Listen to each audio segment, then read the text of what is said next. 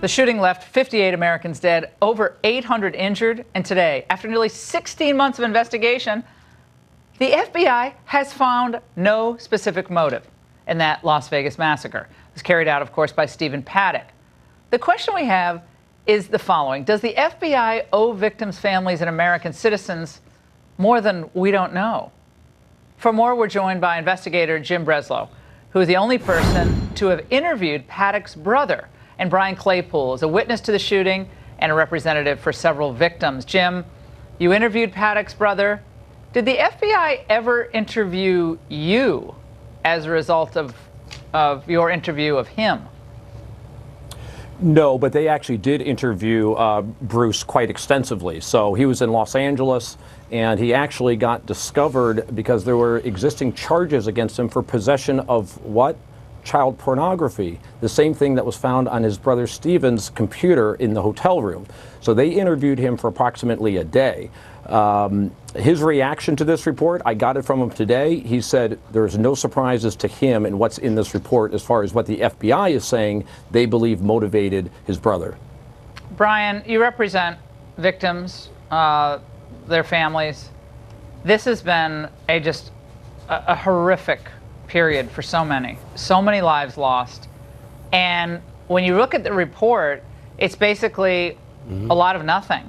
I mean, no social media history to speak of.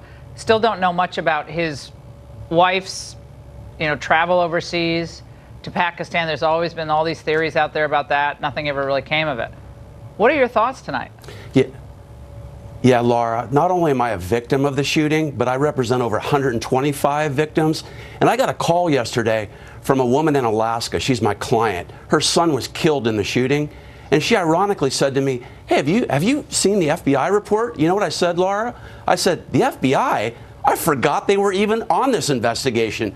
I mean, what has the FBI done in 15 months? They send out this paltry 3-page report, and it doesn't address anything about how this shooting could have been prevented, Laura. That's what victims want to know, and people across our country. How could we have prevented this, and what can we do to make sure it doesn't happen again?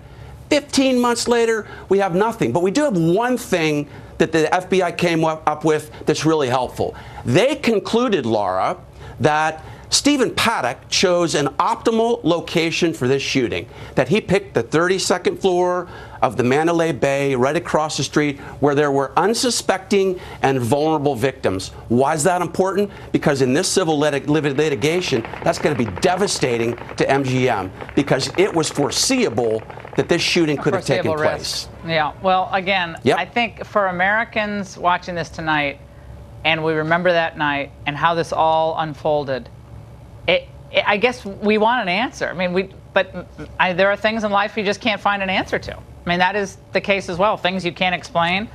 But in today's day and age with social media, you would think you could track something, but it looks like not. And it's not satisfying. And I don't really know what we could do at this point. The FBI, this is what the report is. I read the whole report in about 7 minutes. Didn't give me much satisfaction. Guys, thanks so much. We'll be right back with The Last Bite.